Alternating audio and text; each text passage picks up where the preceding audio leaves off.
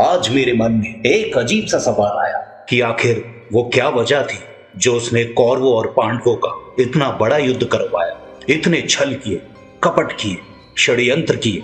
आखिर इसके पीछे की क्या वजह थी? क्योंकि वो तो उसकी इकलौती सबसे प्यारी बहन का घर था।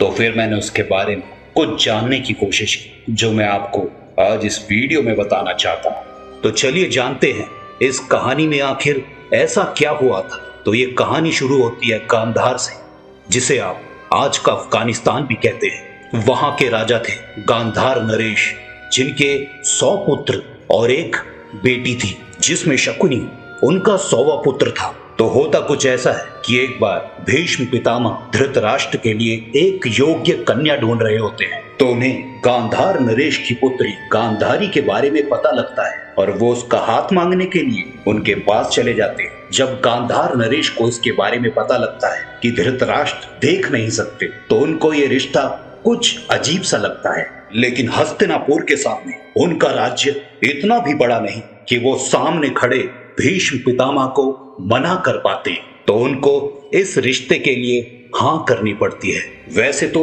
सब कुछ ठीक ही चल रहा होता है, लेकिन इतने में भीष्म पितामह को एक बात पता लग जाती है कि गांधारी मांगलिक है और हमारे हिंदू धर्म में मांगलिक होना शुभ नहीं माना जाता, क्योंकि उससे पहले शादी एक पेड़ से कराई जाती या फिर और भी कई तरीके होते हैं। लेकिन ये जब बात भीष्म पितामह को पता लगती है, तो उन्हें लगता है कि आखिर इतनी बड़ी बात उनसे क्यों छुपाई गई। ये तो छल है, ये तो धोखा है। इसका प्रतिशोध लेने के लिए भीष्म पितामह गांधार नरेश को, उनके 100 पुत्रों को, उनके पूरे कुल को हस्तिनापुर की एक जेल में डाल देते हैं और खाने के लिए देते हैं एक मुट्ठी चावल। अब एक मुट्ठी चावल इतने लोगों का पेट कैसे भरता? ऐसे में कई दिन निकल जाते हैं।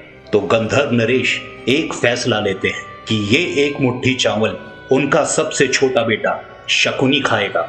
शकुनी बचपन से ही चतुर और चालाक था। उनके पिता को उस पे पूरा भरोसा था कि वो अपने पूरे कुल का बदला लेगा। तो शकुनी को बचाने के लिए उनका पूरा कुल और परिवार अपना बलिदान दे देता है। शकुनी हर रोज अपने परिवार वालों को अपने सामने मरता हुआ देखता है।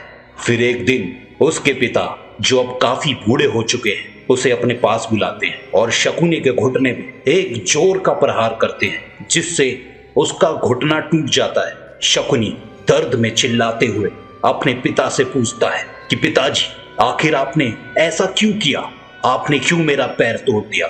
तब उसके पिता कहते हैं, मुझे माफ कर देना मेरे पुत्र, लेकिन मैं चाहता हूं यहां से बाहर निकलने के बाद भी तुम्हें ये याद रहे कि तुम्हारे परिवार, तुम्हारे कुल के साथ क्या हुआ है। ये टूटा हुआ पैर तुम्हें हर दिन याद दिलाएगा कि तुम्हें पूरे कुरुवंश को बर्बाद करना है और अपने परिवार का बदला लेना है, और मेरे मरने के बाद मेरी इन हड्डियों से अपने लिए पासे बना लेना। और मैं तुम्हें वरदान देता हूं, जब भी तुम उन पासों से खेलोगे, जो अंक तुम मांगोगे, वो पासे तुम्हारी ही बात सुनेंगे और वो ही अंक आएगा जो तुम मन में सोचोगे। तो इसके बाद तो आपको पता ही है कैसे पांडवों को जुए में हरा के उनसे उनका सब कुछ ले लिया।